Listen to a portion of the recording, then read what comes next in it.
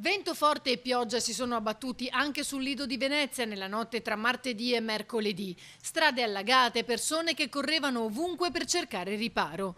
Nel complesso tra Veneziano e Trevigiano sono stati 95 gli interventi dei vigili del fuoco. In laguna sono giunti rinforzi da Mestre e Padova, anche con le autopompe. Tra i vari interventi al Lido spicca quello su un pino marittimo di oltre 20 metri di altezza che si è sradicato a causa del forte vento e della pioggia, andando ad appoggiarsi su un condominio di via Lorenzo Marcello. Dal comando provinciale di Mestre è arrivata l'autogru dei vigili del fuoco necessaria per imbragare la pianta e permettere la rimozione in primis dei rami per poi procedere al taglio del tronco.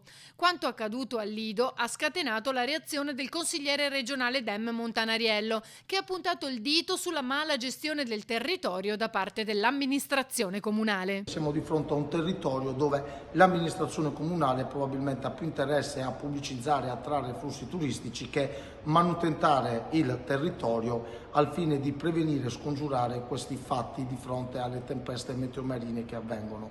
Questo lo sommiamo in un contesto delicato, su un'isola che ha due strade, dove cantieri non coordinati tra loro, tra eventi e lavori, creano già la vita difficile a quei pochi residenti che ancora restano, in un contesto dove la ciliegina sulla torta per un'isola è il caos dei ferribot, condizio sine qua non per la vita e la mobilità delle persone che ormai ci stanno abituando ad avere code chilometriche. Quindi poca cura del territorio, poca attenzione del territorio da parte dell'amministrazione Brugnaro. Questo è desolante, crediamo che un'isola come quella del Lido meriti maggiore attenzione e ai residenti maggiore rispetto.